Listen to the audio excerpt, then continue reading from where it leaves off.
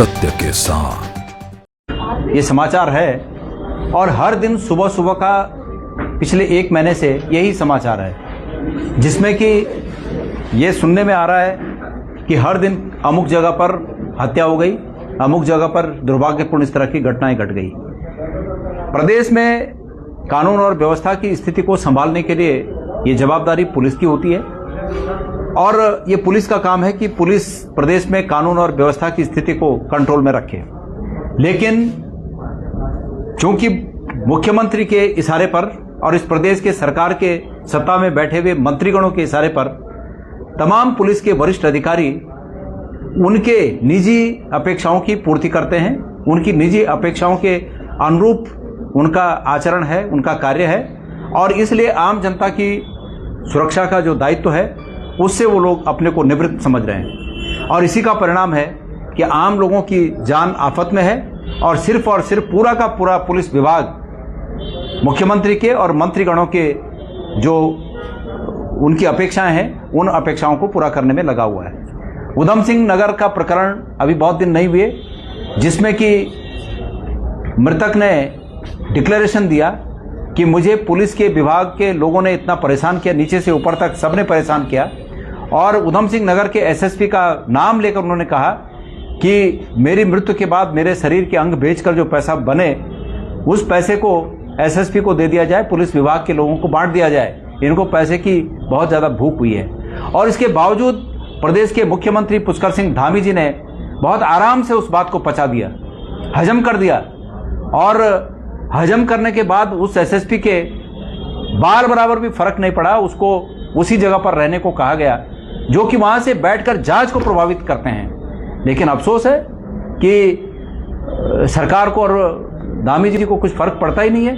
आज एक बार फिर उत्तराखंड में ये जो देहरादून में मर्डर हुआ, पुष्कर सिंह धामी जी इसके लिए जवाबदेह हैं। पुष्कर सिंह धामी जी ने जब से सत्ता में आए हैं उनकी धन कमाने की जो इच्छा है वो इतनी बलवती है कि उन्होंने पुलिस के इन तमाम बड़े अधिकारियों को भी अपनी इस इच्छा में शामिल किया है, जिसके चलते कानून और व्यवस्था का राज तहस नहस हो गया।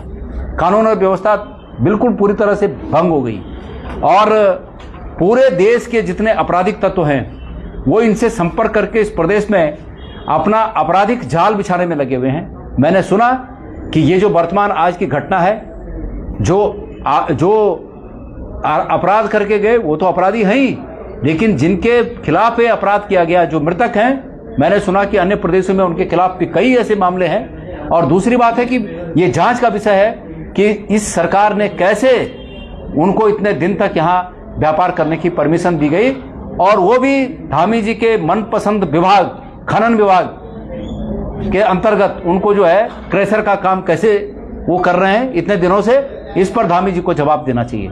आज उत्तराखंड सुरक्षित हाथों में नहीं है। मैं इस प्रदेश की जनता से, यहाँ के युवाओं से, यहाँ के मातृशक्ति से, यहाँ के बुजुर्गों से और यहाँ के तमाम नागरिकों से ये आह्वान करना चाहता हूँ कि इस प्रदेश के हित में राजनीतिक भावना से ऊपर उठकर, दलगत भावना से ऊपर उठकर, किसी की विचारधारा कुछ हो सकती है लेकिन उस दलगत भावना से ऊपर उठकर इस प्रदेश को आपराधिक प्रदेश, अपराध प्रदेश बनने की दिशा में जो तेजी से अग्रसर है उस पर बचाने के लिए आप ही लोग के पास हो सकती है कि आप लोग इस प्रदेश को आपराधिक प्रदेश की छवि बनने पर रोक लगा सकें। इसलिए आवश्यक है कि ये सरकार जो सत्ता में बैठी है, बड़ी बेशर्म सरकार, मैं मुख्यमंत्री धामी जी को निजी रूप में जानता था और मैं ये समझता था कि एक कम से कम दिल का कोमल आदमी होंगे, लेकिन जिस प्रकार से वो बेशर्मी से एक ही बात बोलते हैं, जगह जगह मुस्लिम यूनिवर्सिटी, फलाना हिंदू मुस्लिम जगह जगह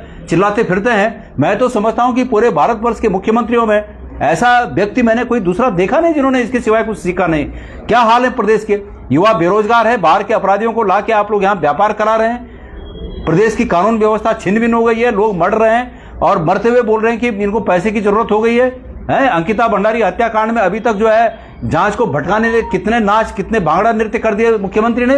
बेशर्मी की हद हो गई है। और उसके बाद जो है हिंदू मुस्लिम लगे हुए हैं। इस प्रदेश की जनता से मैं आह्वान करना चाहता हूं कि मुख्यमंत्री के कृत्यों को देखिए। उनकी पत्नी कह रही है बेशर्मी से कि ये जो लिव एंड रिलेशनशिप का मामला है ये धामी जी ने अच्छा किया। कितनी बड़ी बेशर्मी है। मैं उनको राजनीति में नहीं घसीटना चाहता, हमारी बहन तुल्य हैं, लेकिन उनको इस प्रकार के स्टेटमेंट उनको भी नहीं देने चाहिए।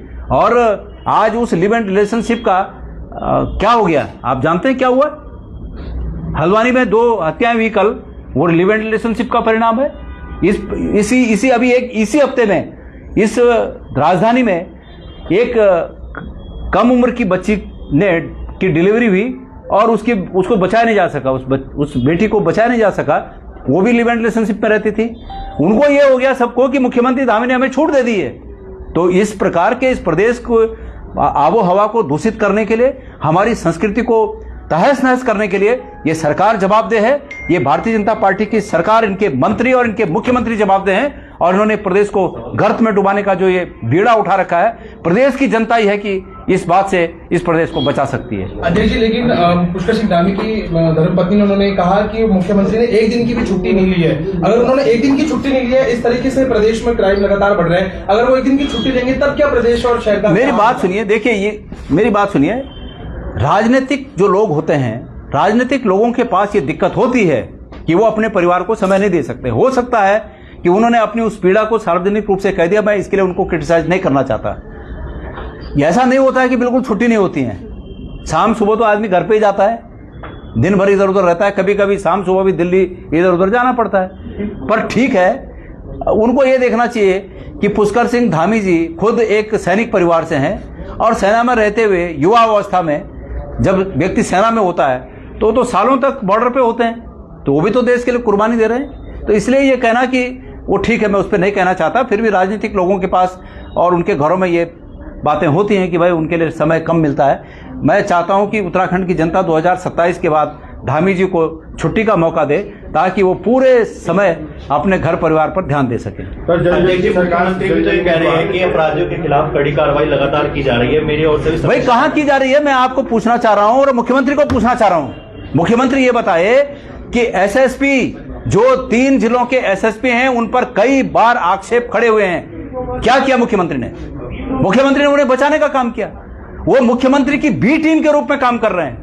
वो सभी एसएसपी मुख्यमंत्री की बी टीम के रूप में काम कर रहे हैं। इस गणेश गोदियाल ने जितनी बार कंप्लेंट की है, एक एफआईआर दर्ज नहीं हुई, जबकि मेरे खिलाफ आपराधिक कृत्य किए गए, हमारी तो एफआईआर दर्ज नहीं हुई।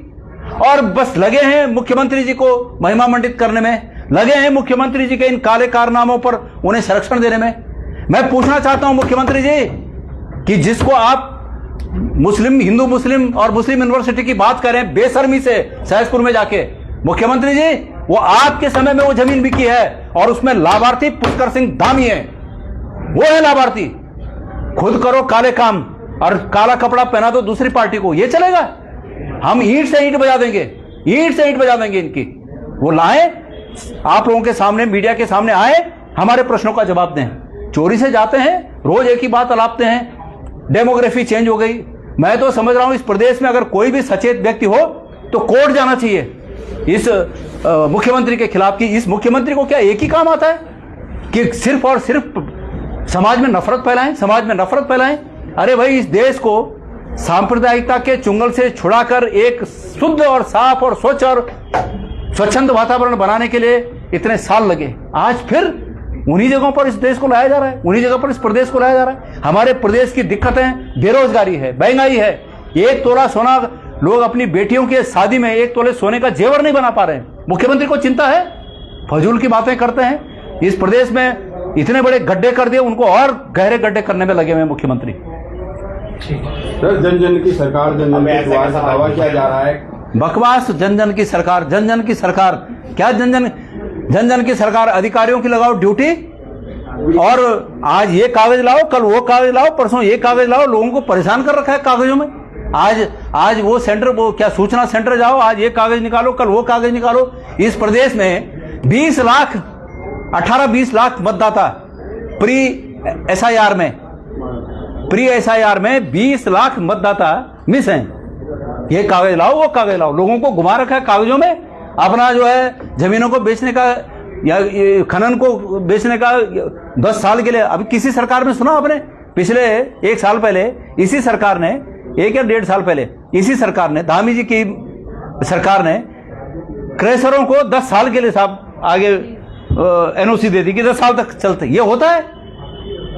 5 साल कितने आरोप लगे कि पंचायतों के कार्यकाल को बढ़ाने में धामी जी पर आरोप है, क्रैशरों के एनओसी आगे के डेट तक बढ़ाने के लिए उन पर आरोप है, शराब की 1 दुकान के साथ 3 दुकान फ्री हैं।